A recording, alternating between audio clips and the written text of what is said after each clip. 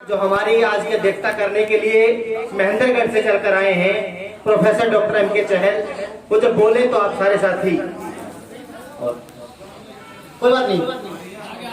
साथियों, आज का जो विषय है SC, ST, OBC पर हो रहे अत्याचार और के कारण और निवारण पर बुद्धिजीवियों द्वारा महत्वपूर्ण चर्चा।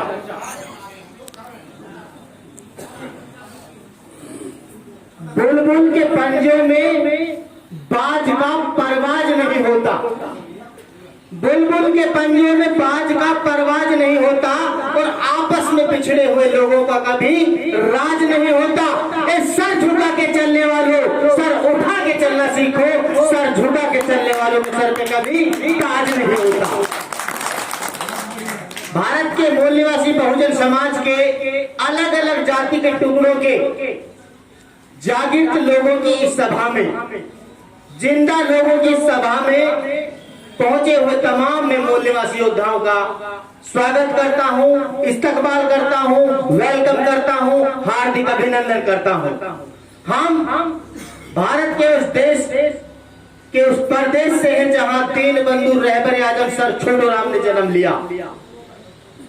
सही के हमारे राम थे तीन बंधु रहबर आजम सर छोटू राम, लेकिन छोटू राम के जो वंशज हैं, जो जाट भाई हैं, वो हमारे ताऊ के लड़के हैं। उन ताऊ के लड़कों ने अपने चाचा के बेटों को भुला दिया और उन दुश्मनों को पकड़ लिया, जिसके कारण वो खुद भी पिटे और हम भी पिट रहे हैं। अब उनको एहसास कौन करा इस बात का कि जाट भाइयों तुम भी टारगेट पर हो, खाली SC कम्युनिटी का आदमी टारगेट पर नहीं है, तुम भी टारगेट पर हो। कैसे हो? ओम प्रकाश चौटाला कौन है? कौन है?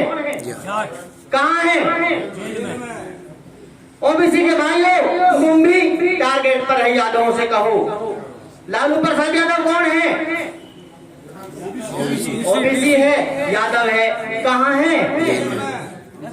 समझाओ, जाट भाइयों को समझाओ कि तुम्हारे जो एकमात्र लड़ाके सूरवीर राजा, भरतपुर के राजा कौन थे? महाराजा सूरजमल थे ना, लोहागढ़ किले के संस्थापक थे, यानी ताकत में थे। उनकी जो स्टेचू थी, आप उनको समझाओ कि महेश बाबा साहब की स्टेचू को नहीं तोड़ा जा रहा तुम्हारे माध्यम से, तुम्हारे भी पुरखे महाराजा सूरजमल की स्टेचू जो लगी हुई थी मथुरा में, उस पार्क से हटाकर दीनदयाल उपाध्याय नाम के आदमी की मूर्ति लगा दी गई। किसी जाट को दर्द हुआ? जो कौम अपना इतिहास भुला देती है वो कौम कभी अपना इतिहास नहीं बढ़ा सकती। एक कुत्ते को समझे, वो कुत्ता है ना, जो उस कुत्ते को आप अभी एक ईंट का पत्थर का रोड़ा लो और फेंको, ये कुत्ता कभी उस रोड़े को खाने के लिए नहीं भागेगा। वो किसको खाने के लिए भागेगा? सही साहब, जो उसको मार रहा है। SC कम्युनिटी के लोगों, मैं आपसे कह रहा हूं, इसमें कोई दो राय नहीं है कि आपके ऊपर अत्याचार आपके ताऊ के लड़के ही कर रहे हैं, आपके चाचा के लड़के ही कर रहे हैं, जिनको आप जाट गुजर ही कह रहे हो। लेकिन उनके दिमाग में कि तुम बड़े हो, बड़ी जात के हो, ये छोटी जात के डाला किसने? क्या OBC में जन्म लिए हुए किसी भी महापुरुष ने डाला क्या? उनके दिमाग में ये बात डाली कि तुम बड़ी जात के हो, ये छोटी जात के हैं, तुम्हारी इनको सेवा करनी चाहिए। वो है RSS को चलाने वाले लोग। अगर तुमने इनके भाइयों के दिमाग में डाल दी तो मैं गारंटी के साथ कह रहा हूं भाईचारा कायम हो जाएगा। मेरी घरवाली टहर की गांव से है, फौजी की लड़की में उसको समझाता था कि समाज में ऊंच नीच है, गैर बराबरी, भाईचारा है। मैं बात इसलिए बता रहा हूं क्योंकि मैं जिस इलाके से आता हूं उसमें 90% से ज्यादा मुसलमान रहते हैं। भारत की इस मीडिया ने 1 जून 2020 को अखबारों में दिया, मेवात बना दलितों के लिए कब्रिस्तान। सैनी साहब, अखबार में आया, 3 लोगों ने एक रिपोर्ट पब्लिश किया, झूठी रिपोर्ट। कर्नल GD बख्शी, स्वामी धर्मदेव पटौदी के हैं और एक एससी का जज था कि मेवात से 103 गांव हुए हिंदू विहीन, जिसमें पहला गांव था नूह के पास खेड़ला, जहां आज भी 300 से ज्यादा घर एससी बीसी ओबीसी के हैं। आज भी मैं अपनी घरवाली को समझाता था कि ऐसा ऐसा समाज में इसलिए हम चाहते हैं, वो मानती नहीं थी। उसकी ड्यूटी 2 अक्टूबर 2017 को, जिस दिन गांधी जयंती का प्रोग्राम होता, आलदो का गांव में लगी, और आलदो का गांव में एक भी मुसलमान जाति का घर नहीं है, एक भी मुसलमान जाति का घर नहीं है। जहां मुसलमान नहीं, उसका मामला क्या है, सब हिंदू ही तो होंगे आज के हिसाब से। तो वहां मेरी घरवाली ने जब मीटिंग ली, किसकी मीटिंग थी, ग्राम सभा की, तो 50-60 हमारे उन ताऊओं की बेटों की घरवालियां, यानी जो जाट भाई हैं, जाट बंधु, उनकी घरवाली खड़ी हुई और कहा कि हमारे कुआ है, चमारन के कुआ तैलक करवा दो, इनके बर्तन हमारे बर्तन, इनके छिवे। समझ रहे हो? वहां तो मुसलमान नहीं था। एक ही धर्म का आदमी अपने से ढलने के लिए कह रहा है, आजादी के 70 साल बाद कह रहा है कि हमारे कुआ, इनके कुआ तैलक करवा दो।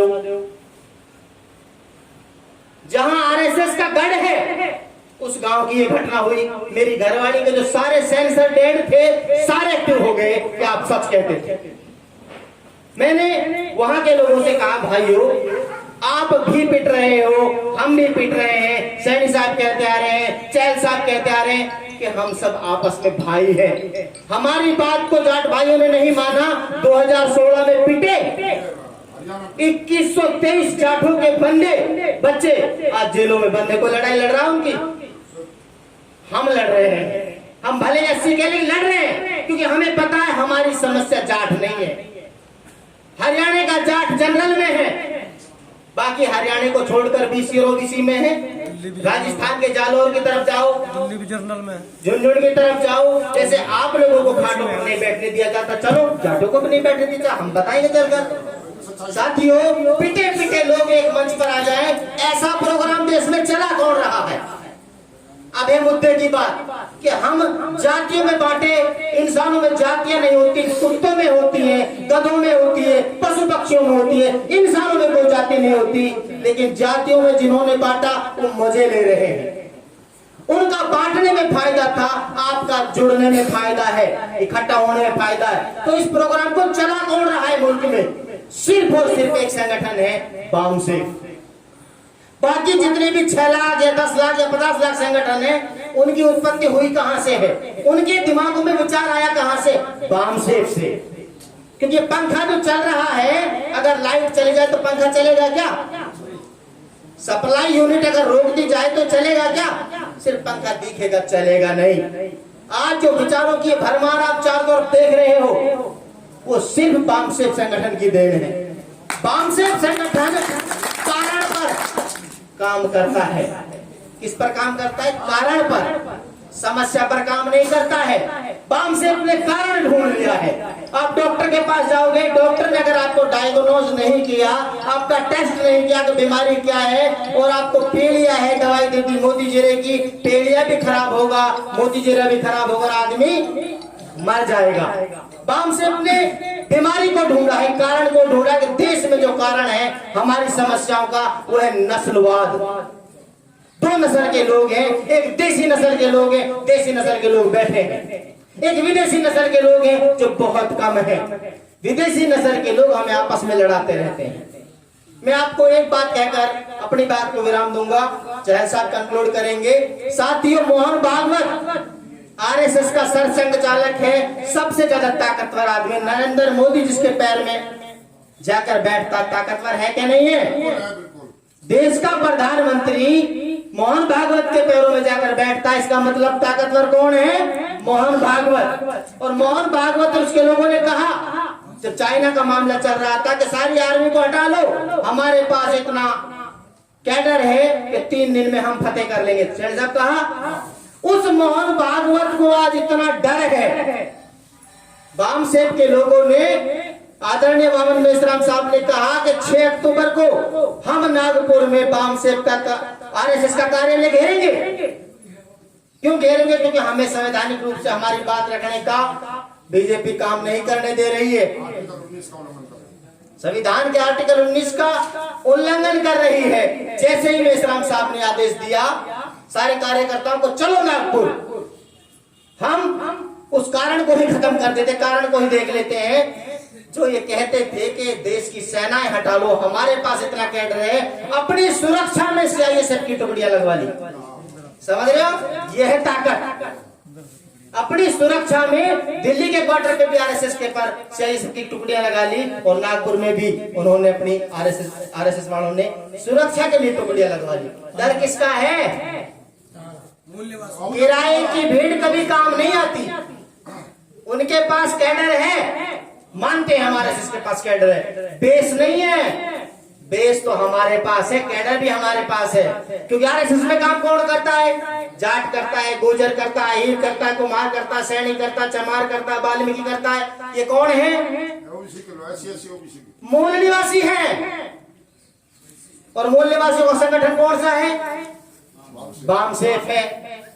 भाई जब भाई के सामने होगा, डागर साहब, भाई लड़ेगा, खून उबाल लाएगा, और वो आपकी तरफ आकर खड़ा हो जाएगा। ये अर्श पर है, ये फर्श पे होंगे। कारण सिर्फ ये है कि हम बटे हुए हैं, निवारण सिर्फ ये है कि हम एक हो जाएं।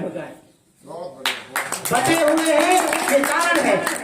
एक हो जाओ, निवारण हो जाएगा। एक करने का काम सिर्फ बामसेफ कर रहा है। 4000 अलग अलग जाति के टुकड़ों को एक मंच पर ला दिया देश में। इससे बड़ा सबूत क्या चाहिए आपको? तो मैं अपनी बात को यही विराम देता हूं। कारण बटे हुए हो, निवारण एक हो जाओ। जय मूल निवासी, धन्यवाद।